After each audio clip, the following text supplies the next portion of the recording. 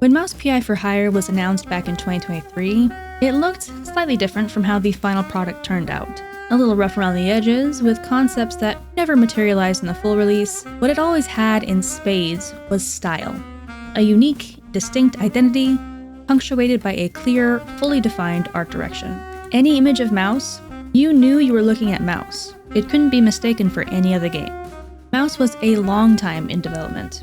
Years. It was added onto and refined and changed. They signed big-name voice actors, became a scale that I never anticipated. So after waiting many years, you bet that I was ready to explore the city of Mouseburg and put myself in the shoes of private investigator extraordinaire Jack Pepper.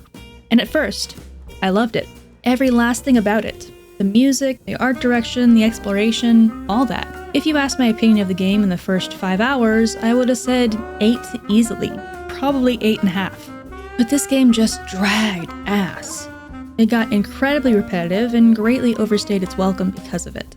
For me, it's a lot of wonderful ideas that never reach their maximum potential.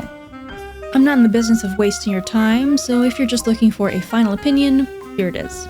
With a precipitous fall from my graces, I have to give Mouse PI for Hire a 6.5 out of 10. And I hate that. Well, on principle, I hate to be in such close agreement with IGN on anything. And while IGN and I are coming at it from completely different directions, we are nearly in agreement on score.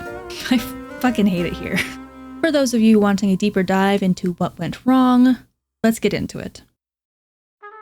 Mouse plays from the perspective of Jack Pepper, a PI who is, in fact, for hire. He's fallen on tough times since he quit the force and is taking on any job available. Most of his tips come from a reporter named Wanda.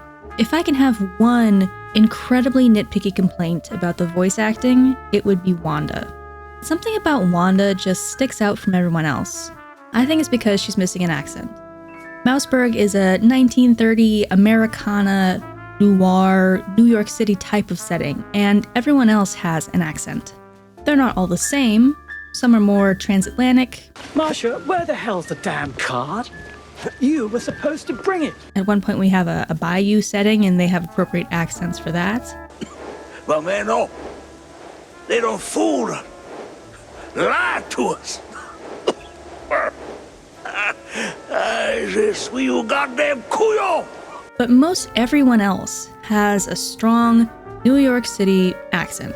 The quite big affair was all a hoax. No war, no nothing. Oh, Mad John, you say? Never heard of him. Dance, dance, dance around. Jack is nowhere to be found. Wow, girl. You can rhyme. Except Wanda. Wanda has no such direction. And there's no other daily worth a damn. Well, there is mainly Mouse Weekly, but penning fluff for peanuts? Again? And that office reeks of gorgonzola. It makes her stick out like a sore thumb. So Wanda throws Jack his next tip, and it's regarding a disappeared magician named Steve Bandel. Turns out Jack and Steve are old war buddies. They served together in the trenches. And if you're thinking, what kind of war could mice have? Turns out there was a great war that happened after something called the Quite Big Affair. And now it's the 1930s. What sort of event might have happened in the 1930s after there was a great war? If you guessed something to do with Nazis, you got it. There are Nazis in this universe. Mouse Nazis. Mozzies? And this does imply the presence of a mouse holocaust. In this universe, they are called the Big Mouse Party. They run on a platform of big mice. The bigger, the better. Thus, they are diametrically opposed to the shrews, which at a glance do look like small rodents, but apparently are closer relatives to moles. I learn something new every day. But in the world of Mouse PI for Hire, the shrews do look just like the mice. But they are identifiable by their small stature and larger snouts. No, I am not kidding. I've gotten way off track from the magician. So we pick up this case of the missing magician, then we're handed another case of a bunch of missing shrews, and we start a third case about who whacked the magician's assistant, Betty. In the process of trying to solve any of these crimes, we stumble upon corrupt cops and underground cheeseleggers and political intrigue and mobsters and a Nazi scientist and a murder most foul. But at some point, it's like, fuck, it's been 15 hours. Are we gonna solve a crime soon? Just any of them? I thought that was our job. We must not be very good at it. We pick up these cases so early in the game and then just proceed to circle the drain for the next 20 hours before they go for the dramatic reveal that the Big Mouse Party was the culprit in all of our cases. It's just like, if you're gonna make me wait almost 20 hours for the twist in the story, make it a better one. Nazis are bad guys is just a little underwhelming. Of course they're the bad guys. Duh. They're Nazis. But maybe make one of our allies the secret leader of the Big Mouse Party, or something like that. Give me anything interesting. So the story quickly gets stagnant, but what about the writing itself? How is the dialogue? I would call it functional. Jack's monologues can be funny, but the dialogue only serves to push Jack along from point to point.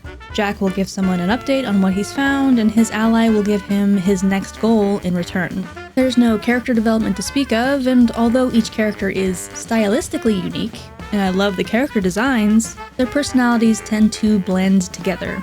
Kinda all shades of beige, if that existed here. Games aren't just narratives, so let's discuss the actual gameplay. This is a first-person shooter and lands somewhere between a boomer shooter and an arena shooter. Over time, we pick up an arsenal of weaponry ranging from guns to melee options to explosives.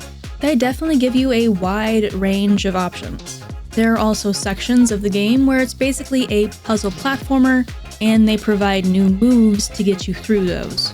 We start with a dash, a jump, and a kick, and over time we get a bunch of stuff like a hover, a double jump, a grapple. Sadly, hardly ever are these new movement options viable in a firefight.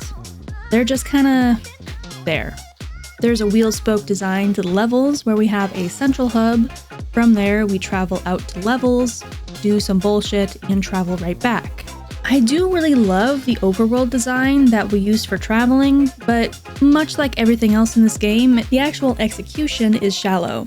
We have the ability to travel all over the map on our cute little car, but we can't actually go anywhere except the levels necessary for our progression. So what's the point of this? There must have been a faster, simpler solution. Maybe since this is New York City inspired, just give me a subway schedule, where picking a line takes me to a certain destination. That would keep some flavor to it, but be faster than manually driving over there for no reason.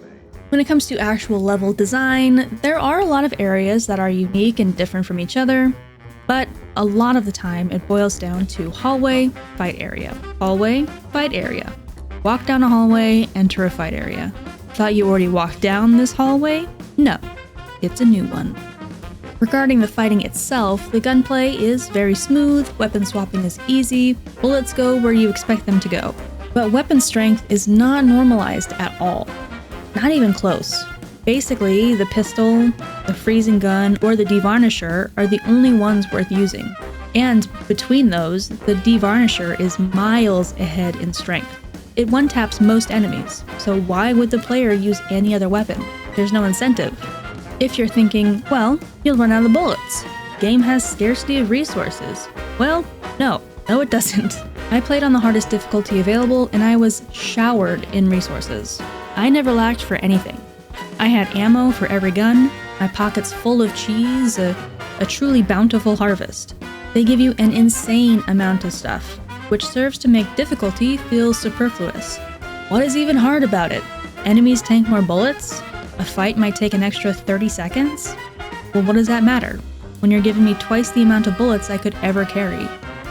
I found enemy variety to be drastically lacking.